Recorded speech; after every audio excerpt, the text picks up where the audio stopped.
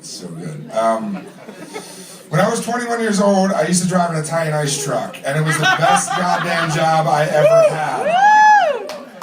It was really simple. I would show up at the yard around 2. I was working as a bouncer at night, and I was selling Italian ice during the day. And it was simple. I drive around at 4 miles an hour selling happiness to children. It was the most simple, perfect job in the world. There wasn't a boss out there with me. I could do whatever I wanted. And so I would show up at the yard at this place. I wasn't going to college, but I was living in a college town. And I was technically enrolled, but I'd stopped going to classes a while back before. And this was Rutgers University in New Jersey. And the yard with the icy trucks was located on Jersey Avenue behind a sign that said Jacoby Appliance Parts. It was sketchy. And in the back they had a bunch of these trucks, and all they were Chevy G10 vans with a cap on top, painted white, with like some dude took a Sawzall and cut a hole in the side, put a cooler in the back, filled it with dry ice, and sent you on your way. So I'd show up around 2 in the afternoon, and the first thing I'd have to do is hose out the truck because it was always full of bees every day.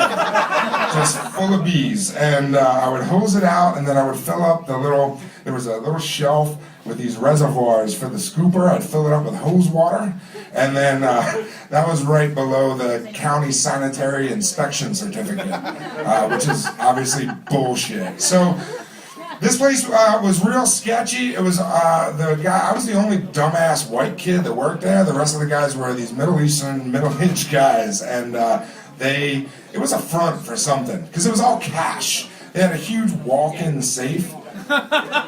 They sold Italian ice, and they had a walk-in safe.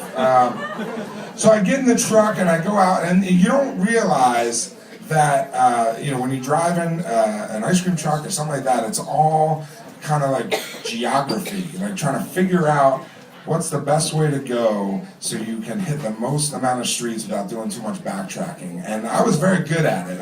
It paid me cash money and singles, and it was terrific because I used a lot of singles for whatever reason. And it was great. And I would always, I could get high. It didn't matter because I was only going 4 miles an hour. Like if you hit something, it just bounce off. And if I got dry mouth, I had a whole cooler full of Italian ice in the back. And it was great. It was just a really terrific job. The only bad thing about it was the entertainer. It was the MIDI file of the entertainer that would play over and over.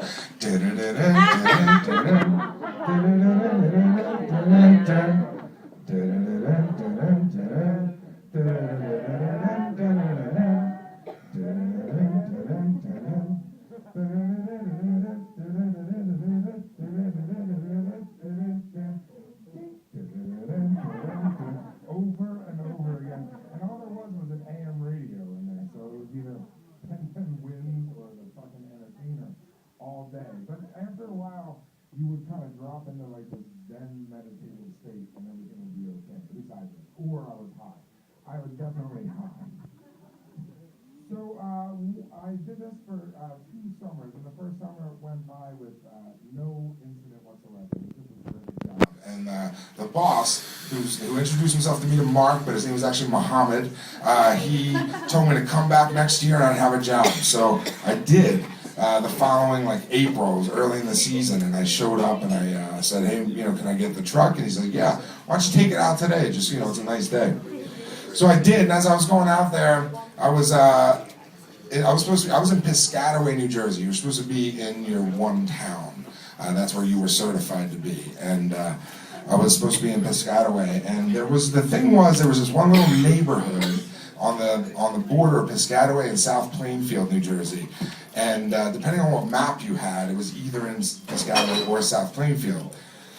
It was a great little neighborhood. It was like a new development. They were all young families, and you could just sucker them into getting larges for their kids and stuff, and it was great.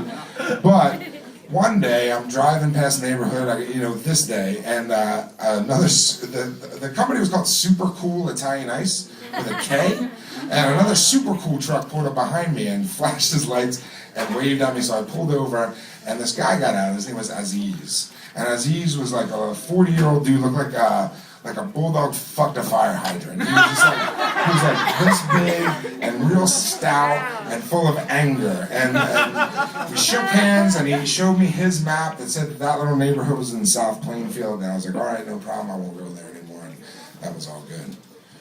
So as the summer went on, June was great, May was great, and it got to be 4th of July. Now 4th of July was the money maker. And I was lucky because Piscataway had a high school, and at the high school they had fireworks, and before the fireworks they had like a classic car show, which is just like dudes with cars that they like bought a mirror from Target and like put it under the car so you can look at their engine, and then like some bands and like I don't know, fucking flea market or some shit.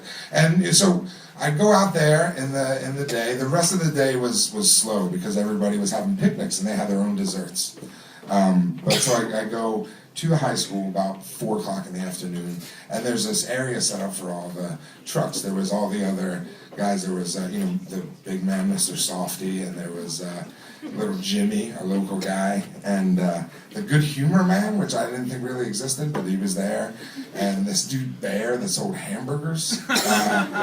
Bear was a nice guy, but it was all good because there were going to be literally thousands of people, so there'd be enough business for everybody. So that wasn't a problem. It wasn't a territorial thing. And I sit there and I start waiting for the customers to come, and they do, and it's just, it begins. It's just always a line, and you're just scooping and scooping and scooping, and it was okay. Then I see a super cool truck pull in, and it goes to the far side of the lot over there, and Bear says, "Hey, that's fucked up." I was like, "Yeah, Bear, it is." So I make my way over there, and it's Aziz in the truck, and I said, "Hey man, what's going on? We talked about this. This isn't South Plainfield. That's supposed to be. This is Piscataway." And I'm like, I'm gesturing this way, and when I do that, he reaches out and he punches me in the face. He's sitting in the van, and he just punches me in the face. And I'd worked as a bouncer for years. I'd never been punched in the face before, and I was a little confused. It didn't necessarily hurt, but it was confusing because that's the last thing you would expect to happen when you're talking to a coworker and you sell Italian ice. So my first reaction is to pull him out of the car and beat him to death. And so I grab the door handle and I start yanking on it. He's yanking back and he reaches under his seat like he's got a gun. I was like, "Fuck this!" I walk away, and the thing was, the cops saw it. They saw him punch me in the face, so they booed his ass out. And this is where I make my first mistake of the day. As he's leaving, he's yelling at me, "Fuck you, fat boy! Fuck you! Fuck you, fat boy!" Just, which, it applies. I said, "Fuck you, dude, I fucked your daughter in the ass."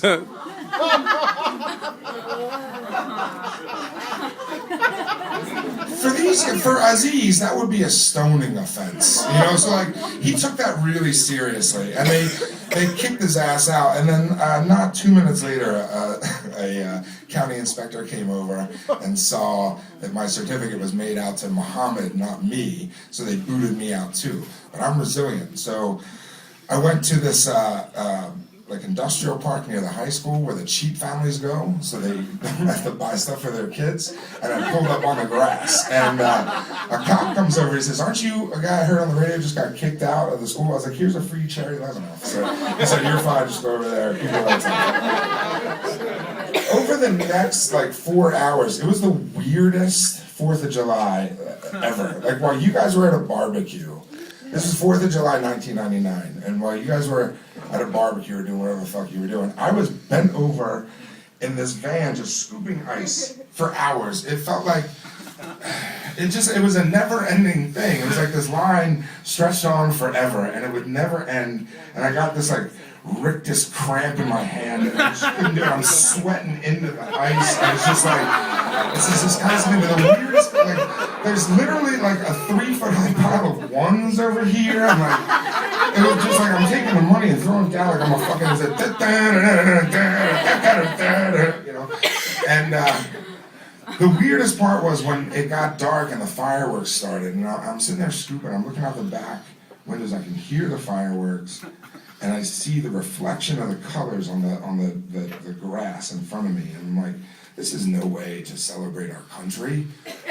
This is bullshit. I should be watching fireworks. Like, there's fireworks happening, and I can't even see them. That's horse shit. Flat out. I mean, there's fireworks. Look at them. I couldn't. And it just went on for ever. And eventually, the families left, and all my icy was gone, and I took my money and counted it out, and I made, like, no joke, like $950. And so I got to keep like 300 of that, and plus the stuff that I stole on top of it. And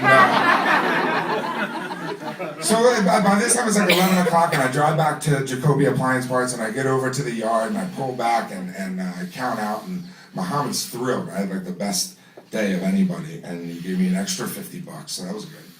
Woo! Oh God, that's good. So it is. So I said, Muhammad, your boy Aziz punched me in the face. Because there was no HR department at Super Cool Italian Ice. So I went right to the top. And he said, here's the thing, you can't let another man get away with that. Next time he does that, hit him back. This is my boss telling me to punch a fellow employee. So I was like, all right, okay. And I get in my car, and I'm driving away, and just then, Aziz pulls in. And I get out of my car, and I go up to him, and he's, fuck you, fat boy, fuck you. And I was like, I fucked your wife in the ass, too. He goes crazy. And Muhammad's like, just go. And I get in my car, and I drive off, and I head back to my empty apartment. But I'm like a quarter mile down the road, I'm listening to the Allman Brothers, and all of a sudden, something inside me snaps. And I turn around, and I drive back, and I pull into the lot, and I throw it in park, and I get out, and I get into Aziz's face, and I say this. This is a direct quote. One way or another, old man, we finish this. Because apparently I'm a fucking samurai. And he starts yelling and screaming. He goes and turns around, starts digging around in the back of his truck. Two guys come up and they try to talk to me. Guys are talking to him. Then all of a sudden, Aziz turns around and he shoves the two guys into me. And he comes after me like the hand of God. And I feel a hit here, and a hit back here, and another hit here. And I'm kind of crouched over, and I look up, and he's got a hammer. And he's beating me in the head with a hammer. He's trying to kill me. So I pick him up, I grab him under the crotch, and I pick him up like a hacksaw Jim Duggan. I throw him on the ground, and he's on his back, and he's swinging at my balls with the hammer. These are my balls, and I'm not going to stand for that. So I go to grab the hammer, and my hand slips, and my thumb falls into his mouth, and he bites through my fingernail into the meat of my thumb. So I take my left hand, and I put it on his throat, and I lean into it with my considerable weight, and I choke him, and I choke him, and I fucking choke him until he stops moving. And then I keep choking him, because you don't let another man get away with that. And eventually he's passed out, and four guys come over and pull me off of him. Another guy pull him up by the armpits and drag him off into the darkness, and I never see him again. Mark goes inside and gets a Ziploc bag full of lemon ice, and I put it on my head, and I go home. And I call my mother, and she says, go to the hospital. I was like, I'm not going to the hospital. She says, well, don't drink. So I smoke some weed, and I eat some Chinese food, and I go to bed. My mother comes the next day to take me to the hospital she works at down in South Jersey. And the first thing she does when she sees me is she cries, because I have like a cartoon lump on my head. There's like strips of skin hanging off my nose where like the claw of the hammer gave. So she takes me down there, they give me a tetanus shot, my thumb is black at this point, and I go back and I hang out with a buddy of mine, and there's fireworks that night, 5th of July, at this town near where we grew up, and I'm sitting there, watching these fireworks, and I hear a noise, and I look over, and about 10 feet away, there's this little girl looking at me, crying, because I'm busted up. And I went from one day to selling happiness to children and making them cry. But I'll tell you this much, that was the best goddamn job I ever had.